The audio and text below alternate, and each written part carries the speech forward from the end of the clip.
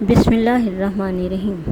ابتدا ہے رب جلیل کے نام سے جو بہت مہربان اور نہایت رحم کرنے والا ہے۔ السلام علیکم۔ اپنے چینل میں آپ کو خوش آمدید کہتی ہوں۔ میرے چینل کا بنیادی مقصد یہ ہے کہ آپ کو اسلامی تعلیمات سے آگاہی دوں اور اس کے ساتھ ساتھ سلیبس میں سے بھی کچھ حصہ کور کرواؤں۔ میری کوشش یہی ہوتی ہے کہ دونوں مقاصد پورے ہوتے رہیں۔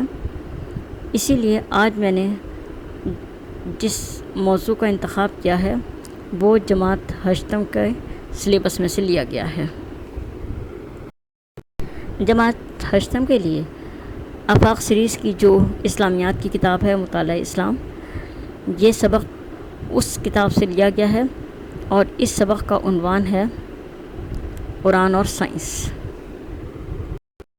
اس سبق کے مطالعے سے آپ کو پتہ چلے گا کہ قرآن اور سائنس میں کیا ربط ہے اور وہ انکشافات جو سائنس آج کر رہی ہے قرآن نے آج سے 1400 سال پہلے بیان کر دیے تھے۔ تو آئیے اپنا سبق شروع کرتے ہیں۔ زمین پر بسنے والی تمام مخلوقات میں سے انسان کو ایک منفرد حیثیت حاصل ہے، کیونکہ اس کے پاس ایک ایسی صلاحیت ہے جو کسی اور مخلوق کے پاس نہیں ہے۔ کیا آپ جانتے ہیں کہ وہ کون سی صلاحیت ہے؟ وہ صلاحیت عقل و شعور کی ہے، جس کی مدد سے انسان بہت ساری چیزوں کا علم حاصل کرتا ہے اور کائنات کے سربستہ رازوں کو جان کر حیرت انگیز کارنامے سر انجام دیتا ہے۔ یہ پیراگراف جو میں نے پڑھا ہے اس میں یہ بات واضح کی گئی ہے کہ اللہ تعالیٰ نے انسان کو ایک منفرد حیثیت دی ہے، یعنی زمین پر بسنے والی تمام مخلوقات میں اللہ تعالیٰ نے انسان کو ایک خاص صلاحیت دی ہے اور وہ صلاحیت ہے عقل و شعور کی طاقت۔ یہ وہ صلاحیت ہے جو باقی مخلوقات کے پاس نہیں ہے، اور اسی صلاحیت کی وجہ سے انسان بہت سی چیزوں کا علم حاصل کرتا ہے اور کائنات کے سربستہ رازوں کو جان کر بہت سے حیرت انگیز کارنامے بھی سر انجام دیتا ہے، یعنی اپنے عقل و شعور کی بنیاد پر انسان کو باقی تمام مخلوقات پر فضیلت حاصل ہے۔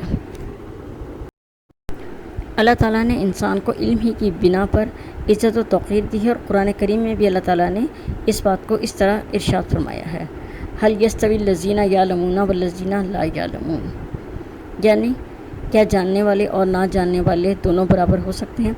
اگر غور کیا جائے تو پتہ چلے گا کہ اس سوال میں بھی جواب چھپا ہے۔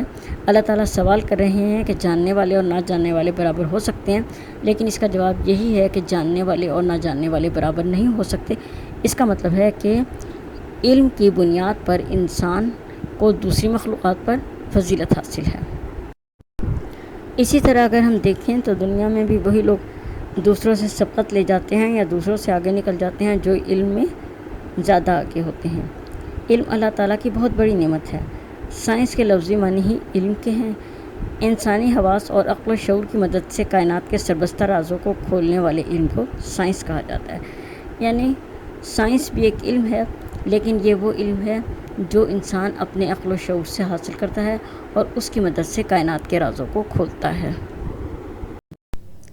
دیکھا جائے تو یہ علم بھی اللہ تعالیٰ کی خاص نعمت اور اس کا خاص احسان ہے، کیونکہ اگر اللہ تعالیٰ انسان کو سوچنے سمجھنے کی طاقت نہ دیتا، عقل و شعور کی قوت ادا نہ کرتا، تو انسان اس علم کو کبھی حاصل نہ کر سکتا۔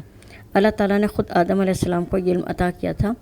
قرآن کریم میں بھی اللہ تعالیٰ نے ارشاد فرمایا وَعَلَّمَ آدَمَ الْأَسْمَاءَ كُلَّهَا، اور اللہ تعالیٰ نے آدم علیہ السلام کو ان سب چیزوں کے نام سکھائے۔ یہ بات تو واضح ہو گئی کہ اللہ تعالیٰ نے آدم علیہ السلام کو خود علم عطا فرمایا تھا۔ پھر یہاں ایک اور سوال پیدا ہوتا ہے کہ سائنس کیا ہے؟ سائنس اصل میں اشیاء کی ماہیت اور حقیقت جاننے کا نام ہے، یعنی کہ یہ چیزیں کس طرح بنتی ہیں، ان چیزوں کی کیا حقیقت ہے، اصل میں یہی سائنس ہے۔ اس علم کا تھوڑا بہت حصہ ہر انسان کو دیا گیا ہے، البتہ ہر انسان کی قوت فکر اور قوت فہم میں فرق رکھا گیا ہے، یعنی سائنس جو علم ہے اس کا تھوڑا بہت حصہ تو اللہ تعالیٰ نے ہر انسان کو عطا کیا، لیکن ہر انسان کی سوچنے کی قوت اور اس چیز کو سمجھنے کی قوت یا اس چیز کو سمجھنے کی صلاحیت مختلف ہے۔ یہاں میں آپ کو نیوٹن کی مثال دوں گی۔ نیوٹن نے درخت سے سیب کو گرتے ہوئے دیکھا کہ سیب ٹوٹ کر زمین پہ گرا ہے، تو اس نے سوچا کہ یہ سیب زمین ہی پر کیوں گرتا ہے، اور اس نے زمین کی کشش ثقل دریافت کی۔ اس کا مطلب ہے کہ وہی شخص سائنسی نتیجے پر پہنچ سکتا ہے جس کی قوت فکر دوسروں سے زیادہ ہے۔ بہت سے لوگ دیکھتے ہیں کہ سیب ٹوٹ کر زمین پہ گر رہا ہے، لیکن وہ نیوٹن کی طرح کوئی سائنسی اصول دریافت نہیں کر سکتے یا کوئی سائنسی نتیجہ نہیں اخذ کر سکتے، کیونکہ ان کی قوت فکر اتنی زیادہ نہیں ہوتی جیسی کہ نیوٹن کی تھی۔ یہ تو بات تھی سائنس کی۔ اب ہم دیکھتے ہیں کہ علم کا دوسرا ذریعہ کیا ہے۔ علم کا دوسرا ذریعہ وحی ہے۔ اسے الہامی علم بھی کہتے ہیں۔ یہ صرف انبیاء اور رسولوں کو دیا جاتا ہے۔ قرآن مجید اسی علم کی آخری کتاب ہے۔ علم کے دونوں ذریعے اللہ تعالیٰ نے انسان کو دیے ہیں، مگر ان دونوں میں بنیادی فرق ہے۔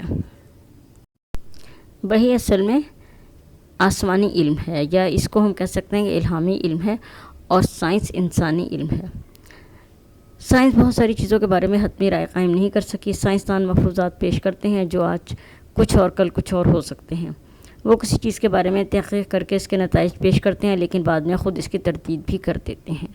یعنی سائنس جو ہے مفروضات پیش کرتی ہے اور ان مفروضوں کو وہ خود ہی غلط بھی کر دیتی ہے۔ سائنسدان جو نتیجے آج پیش کرتے ہیں، آنے والے دنوں میں اس کو غلط بھی کہہ سکتے ہیں، یا ماضی میں جو نتیجے پیش کیے گئے تھے آج کل ہم انہیں جھٹلا بھی سکتے ہیں۔ یعنی سائنس کا علم جو ہے وہ حتمی نہیں ہے، بلکہ اس میں تبدیلیاں آتی رہتی ہیں۔ اگرچہ موجودہ دور میں انسان نے سائنسی علوم میں بہت ترقی کر لی ہے، مگر اس کے باوجود ابھی تک کائنات کے بے شمار راز ایسے ہیں جن تک انسان کی رسائی نہیں ہو سکی۔ سائنس کا تعلق انسانی عقل و شعور کے ساتھ ہے، اور یہ ایک حقیقت ہے کہ انسان کی صلاحیتیں محدود اور نامکمل ہیں۔ یعنی بے شک انسان نے بہت ترقی کر لی ہے، سائنس آج بہت آگے جا چکی ہے، لیکن اس کے باوجود کائنات کے بہت سے ایسے راز ہیں جن پر سائنس کی ابھی تک رسائی ممکن نہیں ہو سکی، کیونکہ سائنس کا تعلق انسانی عقل و شعور سے ہے، اور انسان کی عقل محدود ہے، اس لیے سائنس کا علم بھی محدود ہے۔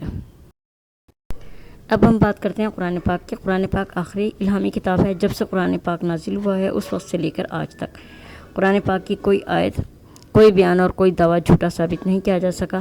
قرآن پاک کی تعلیمات مکمل، قطعی اور اٹل ہیں۔ قرآن پاک کی صداقت کے اور بھی بہت سے پہلو ہیں۔ ان میں سے ایک پہلو یہ ہے کہ قرآن مجید نے ایسے بہت سے حقائق بیان کیے ہیں جن کا جاننا آج سے 1400 سال پہلے عرب کے صحرا میں کسی انسان کے لیے ممکن نہیں تھا۔ کائنات کے بارے میں بھی بعض ایسے حقائق بیان کیے ہیں جن کی حقیقت اب سائنسدانوں کی تحقیق کے ذریعے کھل رہی ہے، اور بہت سے پہلو ایسے بھی ہیں جن کی حقیقت ابھی تک سائنس کی گرفت سے باہر ہے۔ اس کا مطلب یہ ہے کہ قرآن نے ایسی بہت سی چیزیں بیان کر دی ہیں جنہیں سائنس ابھی تک سمجھنے سے قاصر ہے، یا جن کو سمجھنے کے لیے سائنس کو شاید کئی صدیاں درکار ہوں گی۔ اور یہ بھی حقیقت ہے کہ جہاں پر انسان کی عقل ناکام ہو جاتی ہے وہاں قرآن کریم سے رجوع کرنا پڑتا ہے، اور جب ہم قرآن سے رجوع کرتے ہیں تو ہمیں پتہ چلتا ہے کہ یہ وہ حقائق ہیں جو کہ قرآن نے بالکل واضح طور پہ بیان کر دیے ہیں۔ قرآن نے جو حقائق آج سے 1400 سال پہلے بیان کیے تھے ان میں سے کچھ اہم کا تذکرہ کرتی ہوں۔ پہلا ہے سورج کی حرکت۔ سائنسدانوں کے خیال کے مطابق سورج ساکن تھا، مگر بعد میں خود سائنسدانوں نے اپنے اس خیال کی تردید کر دی اور کہا کہ سورج ساکن نہیں بلکہ متحرک ہے۔ یعنی پہلے سائنسدان یہ سمجھتے تھے کہ سورج ایک جگہ ٹھہرا ہوا ہے، لیکن بعد میں انہوں نے خود ہی تحقیق سے یہ بات ثابت کی کہ سورج ایک جگہ ٹھہرا ہوا نہیں ہے بلکہ وہ گردش کر رہا ہے یا حرکت کر رہا ہے۔ قرآن کریم نے یہ بات آج سے 1400 سال پہلے اس طرح بیان فرمائی تھی: بَالشَّمْسِ تَجْرِی لِمُسْتَقَرٍ لَہَا ذَلِکَ تَقْدِیرُ الْعَزِیزُ الْعَلِیمُ۔ اور سورج اپنے ٹھکانے کی طرف چلا جا رہا ہے، اور یہ زبردست علیم ہستی کا باندھا ہوا حساب ہے۔ اسی طرح چاند اور سورج کی گردش کے بارے میں اللہ تعالیٰ نے سورہ یاسین میں ارشاد فرمایا: لا الشمس ينبغي لها ان تدرك القمر ولا الليل السابق النهار وكل في فلك يسبحون۔ نہ سورج کے بس میں ہے کہ وہ چاند کو جا پکڑے، اور نہ رات دن پر سبقت لی جا سکتی ہے، یہ سب اپنے اپنے مداروں میں گردش کر رہے ہیں۔ سائنسدانوں نے یہ بات آج دریافت کی کہ چاند سورج اپنے مداروں میں گردش کر رہے ہیں، لیکن قرآن نے یہ بات آج سے 1400 سال پہلے بتا دی تھی۔ سائنسدان آج کل یہ دریافت کر رہے ہیں کہ ہماری کائنات مسلسل پھیل رہی ہے۔ وہ مختلف مفروضے بیان کرتے ہیں جس سے وہ یہ ثابت کرتے ہیں کہ کائنات وسیع سے وسیع تر ہو رہی ہے، لیکن قرآن کریم نے یہ بات آج سے 1400 سال پہلے کہہ دی تھی۔ اللہ تعالیٰ نے ارشاد فرمایا: والسماء بنيناها بأيد وإنا لموسعون۔ آسمان کو ہم نے اپنے زور سے بنایا ہے اور ہم اسے وسعت دے رہے ہیں۔ اسی طرح سائنس آج جن چیزوں کو دریافت کر رہی ہے ان میں سے ایک بات یہ بھی ہے کہ پودوں میں بھی نر اور مادہ ہوتے ہیں۔ پرانے زمانے کے انسانوں کو یہ بات معلوم نہیں تھی کہ پودوں میں بھی جانوروں کی طرح نر اور مادہ ہوتے ہیں۔ یہ بات جدید تحقیقات کے نتیجے میں معلوم ہوئی کہ نباتات میں بھی نر اور مادہ پائے جاتے ہیں۔